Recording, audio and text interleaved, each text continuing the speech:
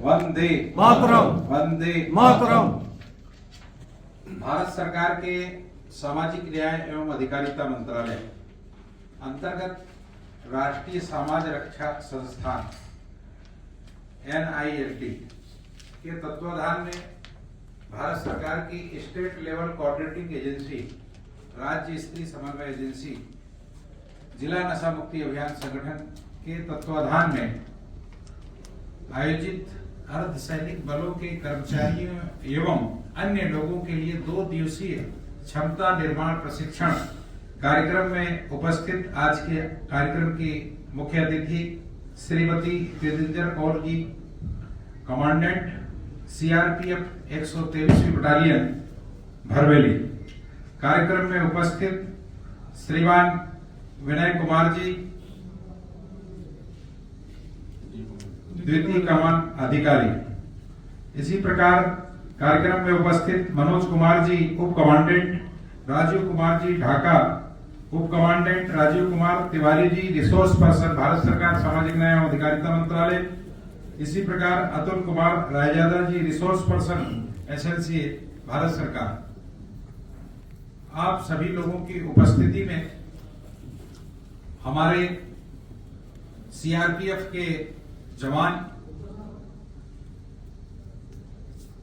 आज इस भारत सरकार द्वारा जो आयोजित किया जा रहा है प्रशिक्षण कार्यक्रम, इस कार्यक्रम में उपस्थित हैं। उनका सबका स्वागत करते हैं और हम ऐसी अपेक्षा करते हैं कि हमारा जो 2 दिन का जो ये प्रशिक्षण है वो निश्चित तौर पे हम सभी लोगों के लिए बहुत महत्वपूर्ण रहेगा।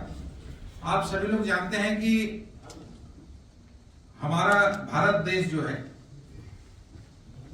वो सीमा के राज्यों से जुड़ा हुआ है और हमारे जो भारत देश से सटी हुई जो सीमा है, जैसे पाकिस्तान है, चीन है, और इन जो देश से सटी हुई जो सीमाओं से जो जुड़े हुए राज्य हैं, वहां पर मादक पदार्थों की तस्करी बहुत ज्यादा होती है और उसके साथ साथ लोगों को नशे का आदी भी बनाया जा रहा है हमारे जो शत्रु देश है उनके द्वारा। इसलिए इस नशा मुक्त भारत कार्यक्रम में हमारा जो गृह मंत्रालय है वो भी बड़ी सक्रिय भागीदारी के साथ में हमारे देश के यशस्वी प्रधानमंत्री माननीय नरेंद्र मोदी जी के नेतृत्व में एवं गृह मंत्री माननीय श्री अमित शाह जी के नेतृत्व में काम कर रहा है। और इस कार्यक्रम में हमारे देश के जो जवान हैं, CRPF के जवान हैं, पैरामिलिट्री फोर्स के जवान हैं, उनकी क्या भूमिका हो सकती है। इसलिए भारत सरकार ने सोचा कि इस कार्यक्रम को हम हमारे जो CRPF के जवान हैं उनको प्रशिक्षित करके इस नशा मुक्त भारत कार्यक्रम को सफल बनाने में हम एक सहायक भूमिका निभा सकते हैं।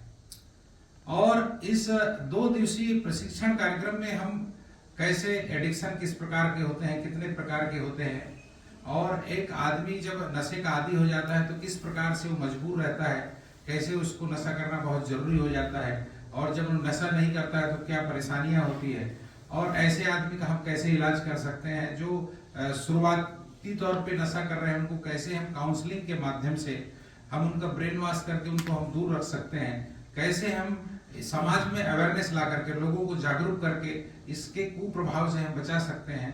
इस प्रकार का हमारा जो ये है प्रशिक्षण सत्र रहेगा। उसमें हमारे लगभग 8 सत्र होंगे 2 दिन में, और इसमें हम पावर पॉइंट प्रेजेंटेशन के माध्यम से हमारे जो रिसोर्स पर्सन है, इसके जो विशेषज्ञ हैं, वो आपको बहुत बारीकी से जानकारी देंगे। और बीच बीच में हमारा ब्रेक भी रहेगा ताकि आपको किसी प्रकार से बोर ना लगे।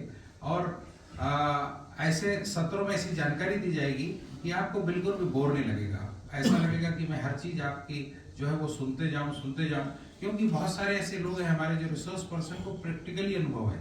हम लोग लगभग 23 साल से मैं इस फील्ड में काम कर रहा हूँ। मैं भारत सरकार में सलाहकार भी रहा हूँ, नेशनल अवार्ड कमेटी का मेंबर भी रहा हूँ। तो मैंने देखा है कि ये बहुत इंटरेस्टेड विषय है, और समाज सेवा के क्षेत्र में अगर कोई नशा मुक्ति का काम करता है तो निश्चित तौर पे उसको जो समाज है वो भी बहुत सराहता है, और हर आदमी ये बोलता है कि बहुत काम की चीज है। क्योंकि आपने देखा होगा कि पीयर प्रेशर होता है बच्चों के बीच में।